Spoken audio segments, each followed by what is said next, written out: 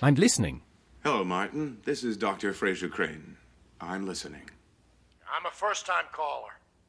2 words. For 11 seasons, Dr. Frasier Crane leaned into his microphone and said those 2 words, and an entire generation leaned in with him.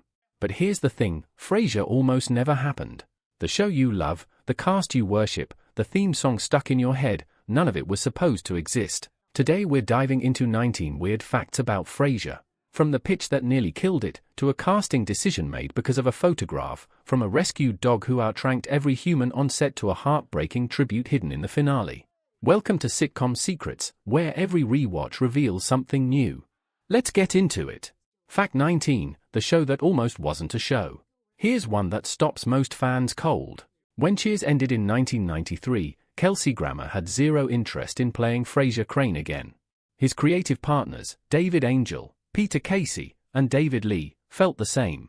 So they pitched something radically different. Grammer would play a wealthy, Malcolm Forbes-type media mogul paralyzed in a motorcycle accident, running his empire from a penthouse with a street-smart Hispanic live-in nurse. No psychiatry, no radio, no Frasier. Grammer loved it. Paramount Television did not, and pushed hard for a Cheers spin-off instead.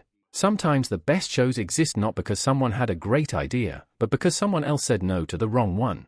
Fact 18, one of the worst ideas I've ever heard. And when we say Paramount rejected it, we don't mean politely. John Pike, president of Paramount Network Television, heard the paralyzed mogul pitch and reportedly called it one of the worst ideas he'd ever heard. He didn't think it was funny, and he wasn't shy about saying so. That bluntness forced the team back to Frasier Crane, and reshaped television history. If Pike had smiled and nodded, there's no Niles, no Martin, no tossed salad, no scrambled eggs. Sometimes the most important person in the room isn't the one with the idea. It's the one honest enough to kill it. Fact 17, why Frasier lives in Seattle. Here's a fact that reframes the entire geography of this show. The creators needed to get Frasier far from Boston to avoid constant Cheers crossovers. Their first choice was Denver.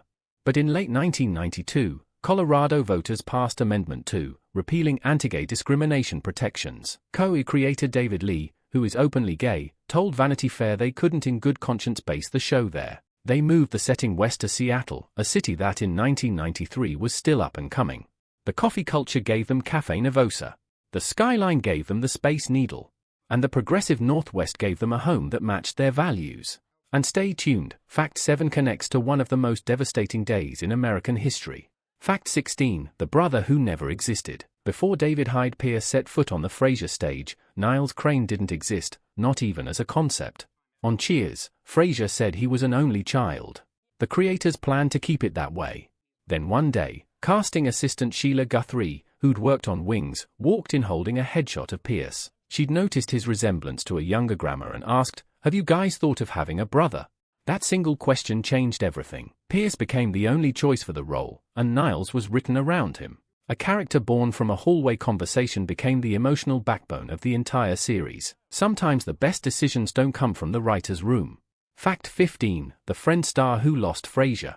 Before Piri Gilpin became Roz Doyle, Lisa Kudrow had already won the part. Casting director Jeff Greenberg had auditioned hundreds, including Allison Janney, Patricia Clarkson, Janine Garofalo, and Salma Hayek. Kudrow won. But days into pilot rehearsals, the producers realized she was too soft to match Grammer's energy. Director James Burrows delivered the news. Kudrow was let go, and Gilpin stepped in. Within months, Kudrow was cast as Phoebe on Friends, an Emmy-winning role. Both women lost one iconic part only to land another. That's Hollywood getting it wrong just long enough to accidentally get it right. Fact 14, Daphne Moon was almost Rosie Perez. The creators knew Martin Crane needed a live-in caregiver. Initially, the character was envisioned as a Latina, and by most accounts, Rosie Perez came very close to landing the part. Grammer himself pushed for it. But NBC President Warren Littlefield suggested Jane Leaves. Grammer resisted, worried a British-accented housekeeper would feel like Nanny and the Professor. Then Leaves came in for a private reading and won him over instantly. Once cast, she and John Mahoney bonded over something nobody expected. Mahoney's family was originally from Manchester, England, the same city Daphne Moon called home. Sometimes the best chemistry starts with a coincidence nobody planned. Fact 13, the actor who skipped the audition. Most actors claw through audition rounds. John Mahoney skipped the line. When the creators told NBC they wanted someone like John Mahoney, NBC said, "If you can get him, hire him." No audition. The producers flew to Chicago, where Mahoney was embedded at the legendary Steppenwolf Theater, and showed him the script over dinner. He said yes. Martin Crane was based on co-creator Peter Case's own father, who spent 34 years with the San Francisco Police Department. That real-life foundation gave the character an authenticity Mahoney brought to life for 11 seasons. And stay tuned, Fact 5 reveals something about Mahoney most fans never knew. Fact 12, the star who thought the script was terrible. After landing the role of Niles, David Hyde Pierce read the pilot script, and his heart sank. He later admitted he thought it was terrible. His concern, the writers had created two of the same character. Both fussy, both pretentious, both intellectually insecure. But everything changed at the first table read. Pierce realized two peas in a pod were an asset, not a shortcoming. The similarity was the engine. He'd go on to be nominated for an Emmy every single year of the show's 11-season run, a record in his category. Not bad for a guy who almost talked himself out of the job. Fact 11, the theme song that couldn't say what it was about. Composer Bruce Miller got one of the strangest briefs in television: write a theme song that cannot mention radio, psychiatry, or the name Frasier. Lyricist Daryl Finney answered with a title that confused audiences for 11 years, Tossed Salads and Scrambled Eggs. The meaning? Those are things that are mixed up, just like Dr. Crane's Callers. Miller originally envisioned jazz legend Mel Torme singing it, but the producers preferred Grammer's own baritone. And here's a detail most people miss: Grammer recorded multiple spoken variations of the theme's final line, rotating a different one into each episode. Sometimes the cleverest jokes are the ones hiding in plain sight. Fact 10, the $500,000 living room. When Frasier told his father in the pilot that every item had been carefully selected, the lamp by Corbusier, the chair by Eames, the couch a replica of Coco Chanel's Paris atelier, that wasn't just dialogue. The set designer spent nearly $500,000 filling the apartment with authentic designer pieces. And then Martin drops his hideous duct-taped recliner right in the middle of it. New Statesman once called that chair the single most meaningful object in 1990s comedy.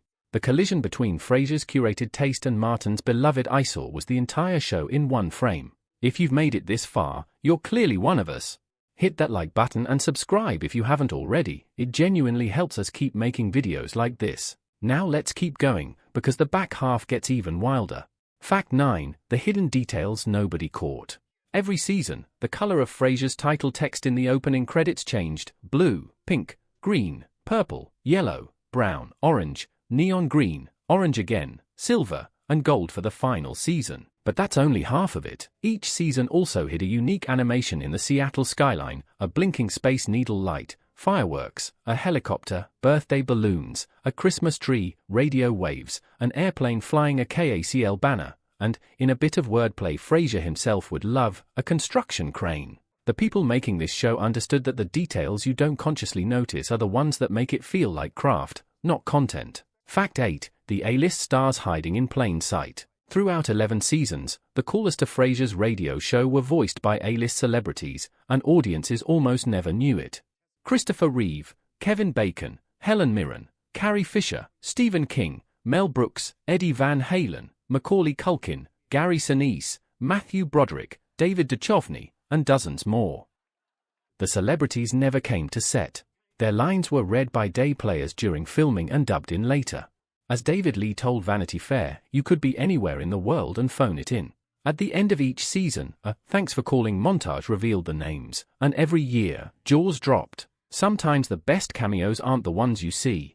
Fact 7, the tribute hidden in the finale. Frasier's radio station was called KACL 780 AM. Most fans assumed random letters. They weren't.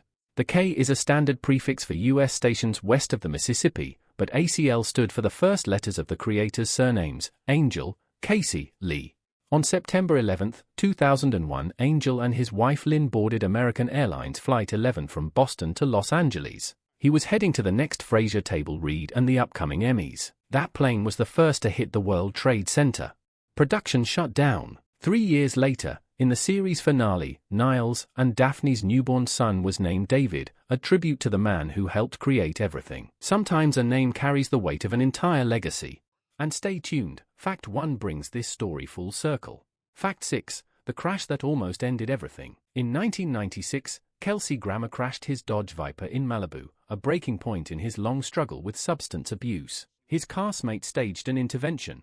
Peri Gilpin described it as one of the hardest things she'd done. Therapists advised them to state the facts and keep their emotions back. John Mahoney called it the hardest thing he'd ever done. Grammer checked into the Betty Ford Center. Production shut down for a month.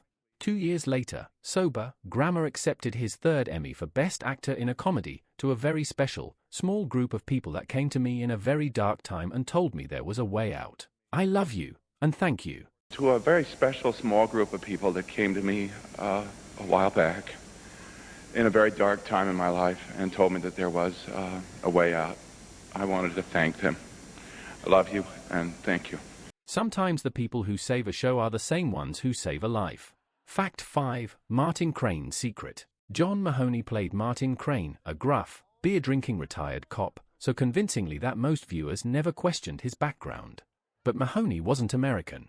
He was born in Blackpool, England. His family had been evacuated there from Manchester during the Second World War.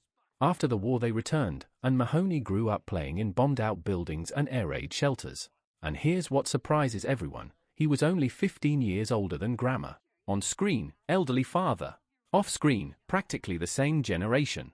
But the bond became real. Grammer lost his own father young, and Mahoney had no children. When Mahoney passed in 2018, Grammer called him his practice father, the one I knew.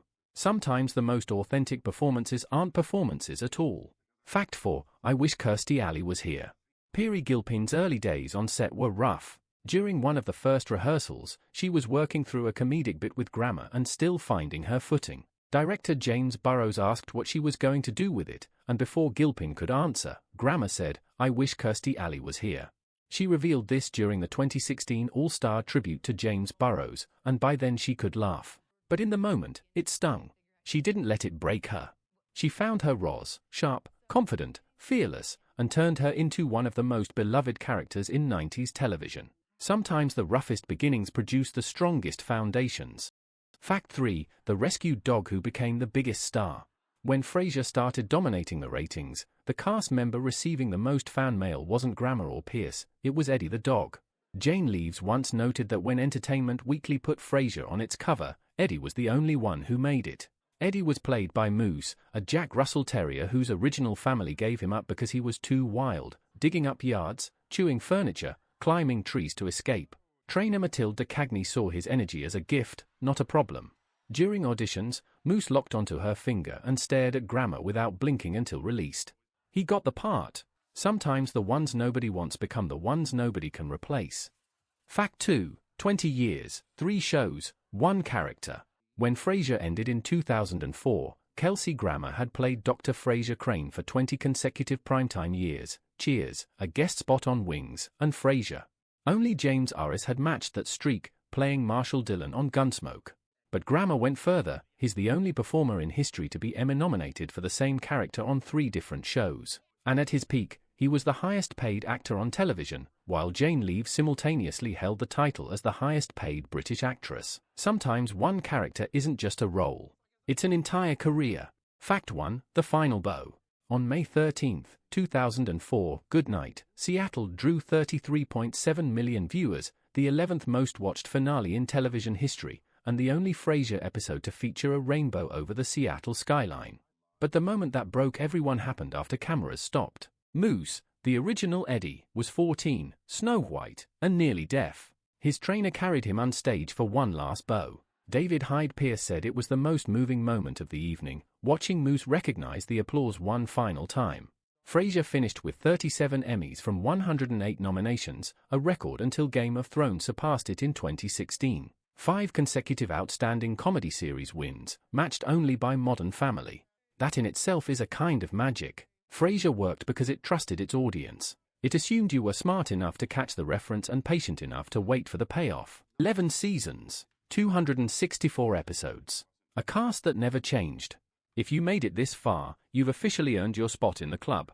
Hit subscribe, leave a like, and tell us which fact surprised you most. Or better yet, what show should we cover next? Until next time, this is Sitcom Secrets, where every rewatch reveals something new.